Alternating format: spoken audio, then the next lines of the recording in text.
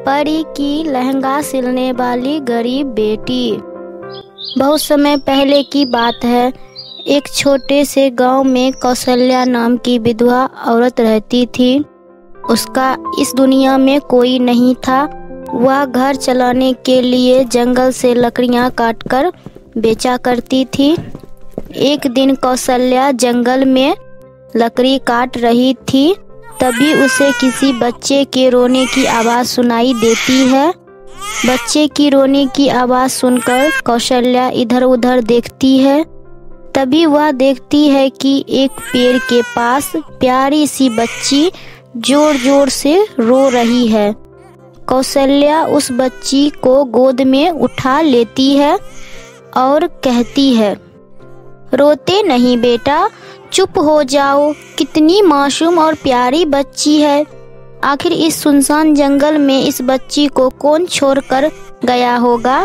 बेटा चुप हो जाओ, अब मैं आ गई हूँ ना। आज से तुम मेरे साथ रहोगी, मेरी बेटी बनकर। कौशल्या उस बच्ची को अपने साथ अपने घर ले जाती है और बड़े ही प्यार से उसका पालन पोषण करने लगती है। कौशल्या उस बच्ची का नाम नुपुर रखती है। कौशल्या नुपुर को कभी यह एहसास नहीं होने देती है कि वह उसकी असली माँ नहीं है। वह नुपुर की हर खुशी का अच्छे से ध्यान रखती है और उसका दाखिला भी शहर के अच्छे स्कूल में करवाती है। नुपुर पढ़ने में काफी होनहार थी। एक दिन स्कूल में टीचर सभी बच्चे से कहती है, बच्चों आप लोग को ये जानकर बहुत खुशी होगी कि हमारे स्कूल में बहुत बड़ा फैशन शो होने वाला है और जो भी इस फैशन शो को जीतेगा उसे पूरे 1 लाख रुपए मिलेंगे और स्कूल की तरफ से स्कॉलरशिप भी मिलेगा। तो बच्चों आप सभी इस शो के लिए तैयार हो ना। Yes teacher. इतना बोलकर टीचर वहाँ से चली जाती है। टीचर के जाते ही सभी लड़कियां आपस में बात करने लगती है कि वह इस फैशन कंपटीशन में क्या पहनने वाली है। मैं तो अपना राजस्थानी लहंगा पहनूंगी, मैं गाउन पहनूंगी। सब बच्चे आपस में बातें कर रहे थे। वहीं नुपुर चुपचाप कोने में उदास बैठी थी। तभी स्कूल की एक बहुत ही घमंडी लड़की टीना कहती है, हा, क्या हुआ नुपुर, तुम इस फैशन कंपटीशन में हिस्सा नहीं ले रही हो क्या? वैसे तुम हिस्सा ले भी कैसे सकती हो, भला तुम्हारी वो गरीब बूढ़ी माँ तुम्हें फैशन शो में पहनने के लिए कपड़े कहाँ से दिलाएगी, है ना दोस्तों। इतना बोलकर टीना के साथ क्लास की सभी लड़कियां जोर जोर से हंसने लगती है और सभी नुपुर को गरीब गरीब कहकर चिढ़ाने लगती है। यह सब देखकर नुपुर बहुत ही ज्यादा दुखी हो जाती है। चुप हो जाओ तुम सब।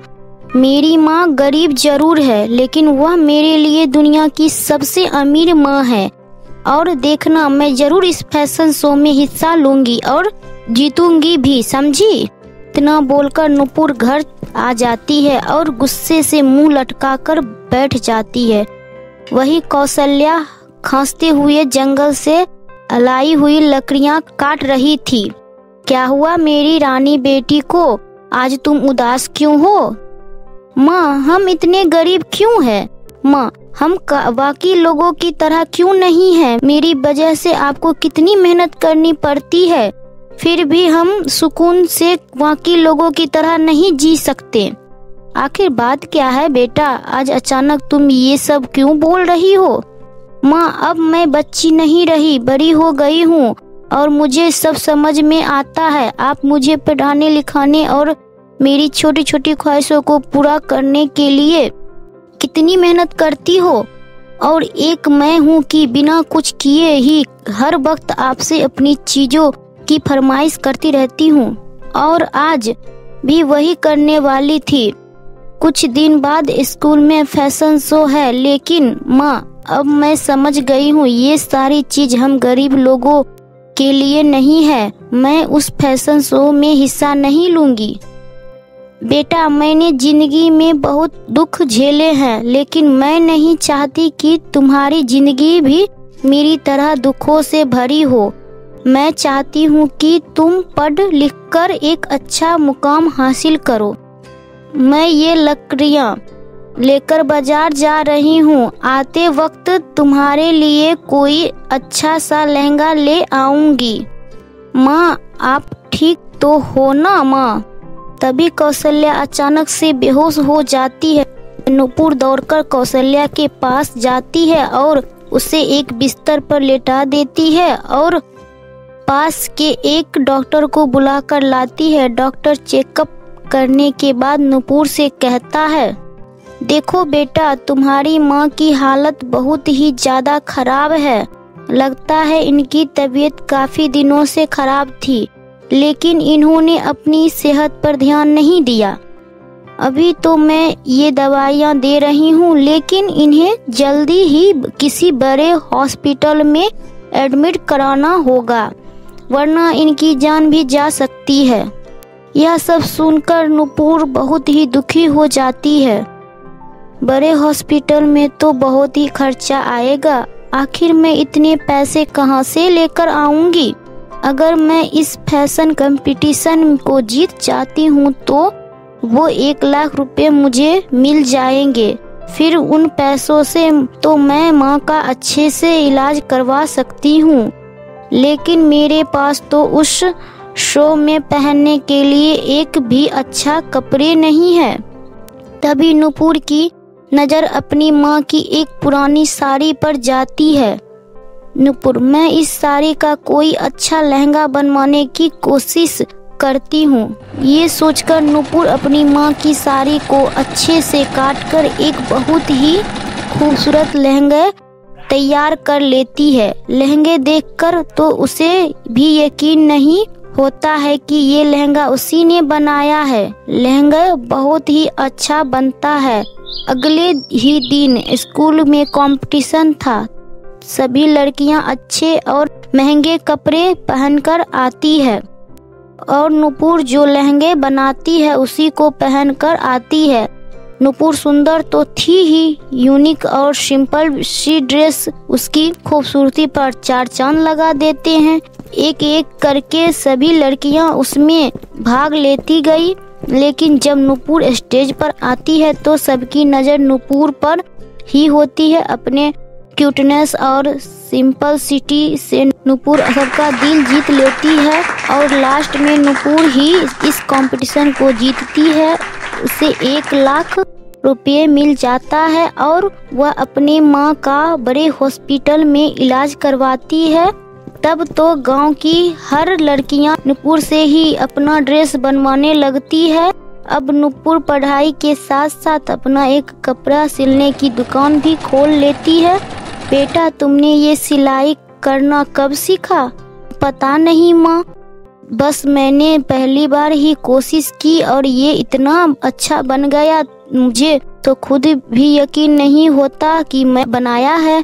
नुपुर बेटी, मैं बहुत खुशनसीब हूँ जो मुझे तुझ जैसी बेटी मिली है, लेकिन मुझे तुम्हारे लिए बहुत ही बुरा लग रहा है।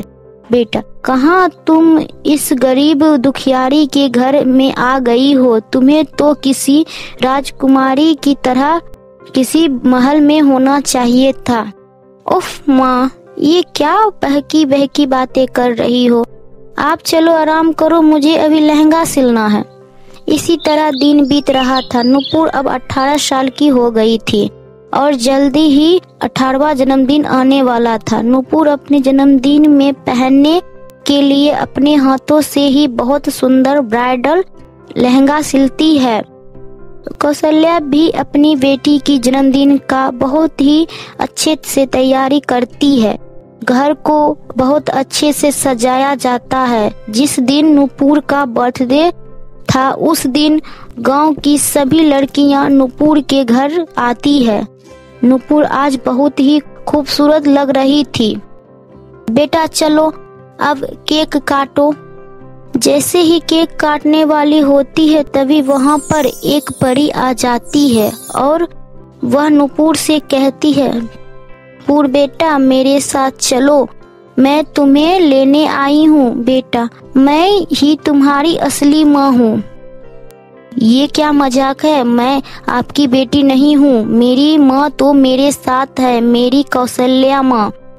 माँ आप कुछ बोलती क्यों नहीं, ये परी जी क्या बोल रही है माँ?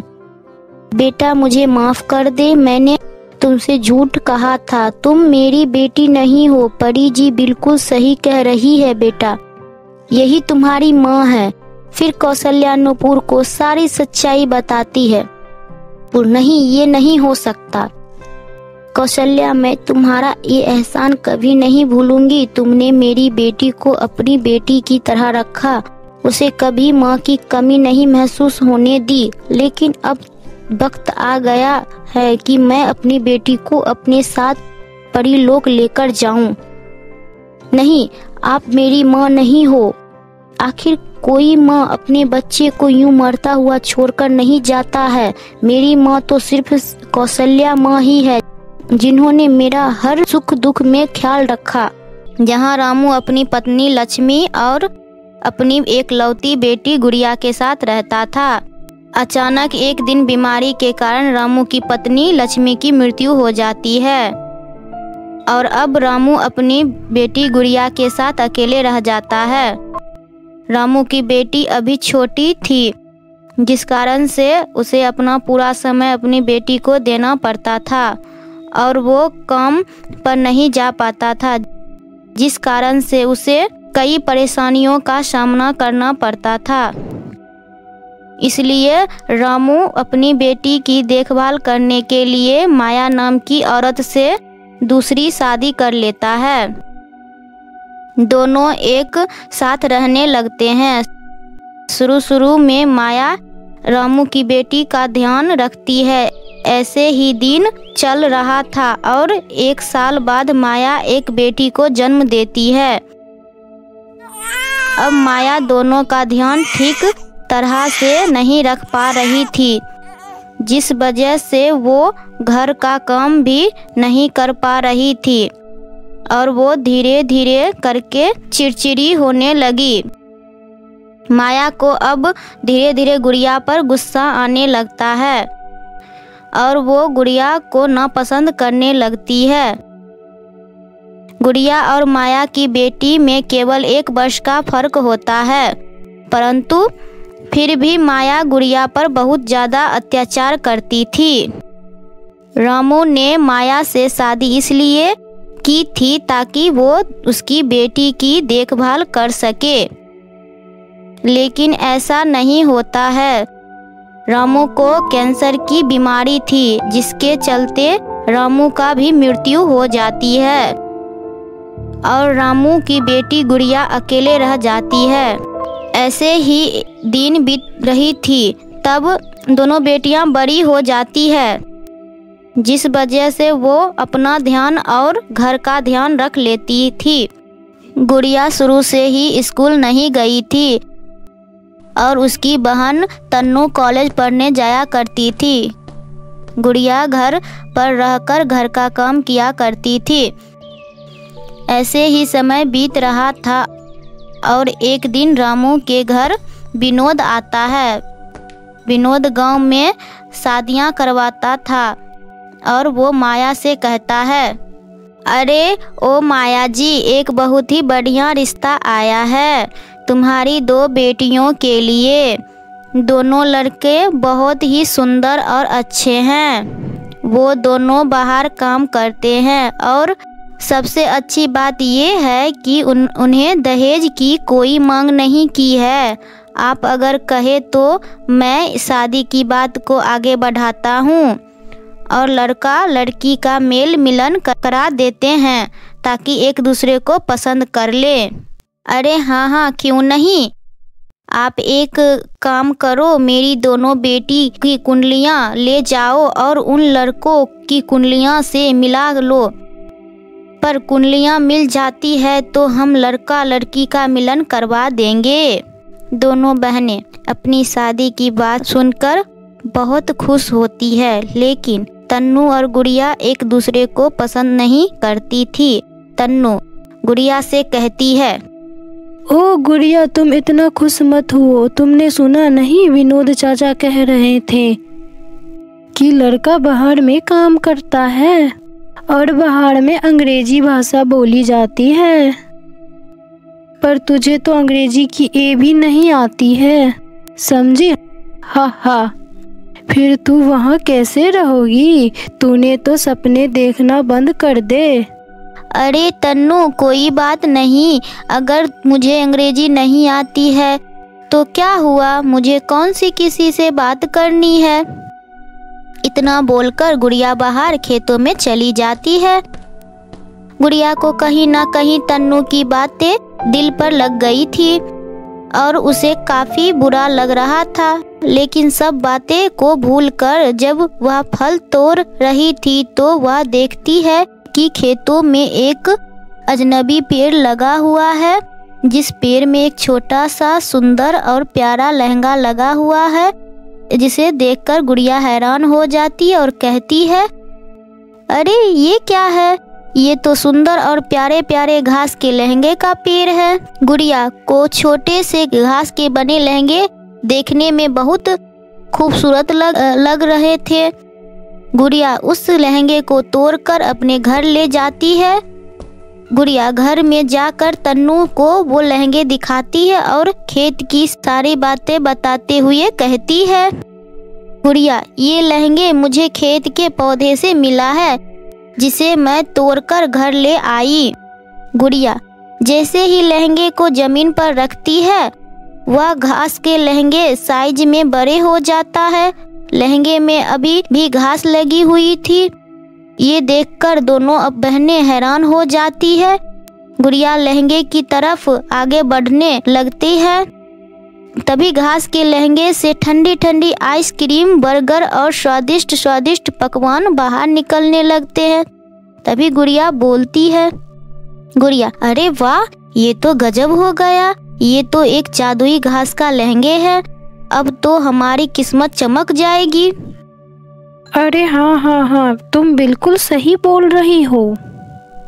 जरा इससे कुछ मांग के देखो तो कि ये देती है या नहीं। क्या पता इसके अंदर सोना चांदी रखा हुआ हो।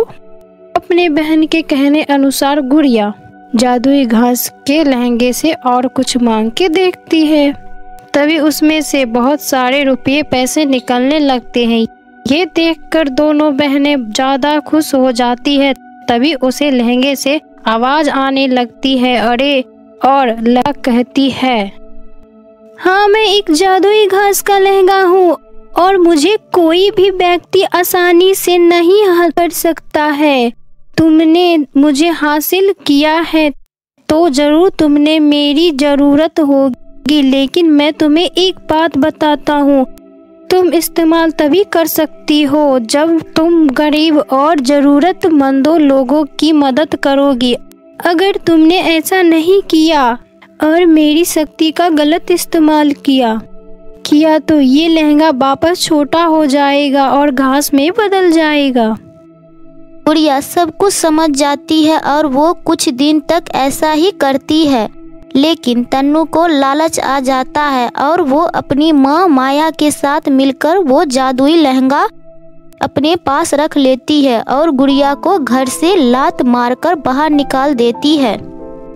अरे माँ, नहीं नहीं, ऐसा मत करो मेरे साथ, मुझे घर से बाहर मत निकालो। आप चाहो तो ये घास का लहंगा रख लो, मैं इसे कभी नहीं लूंगी, लेकिन मुझे आपके साथ रहना है। तन्नू और तन्नू की माँ गुड़िया की बातें एक नहीं सुनती है और घर से निकाल देती है। गुड़िया बेचारी घर के बाहर बैठ जाती है और घर में तन्नू जादुई लहंगे से बहुत सारा स्वादिष्ट भोजन मांगती है। तभी वो लहंगा कुछ नहीं प्रकट नहीं करता है और गुस्से में कहता है, तुम लोगों को क्या लगता है कि मुझे कुछ समझ में नहीं आती है?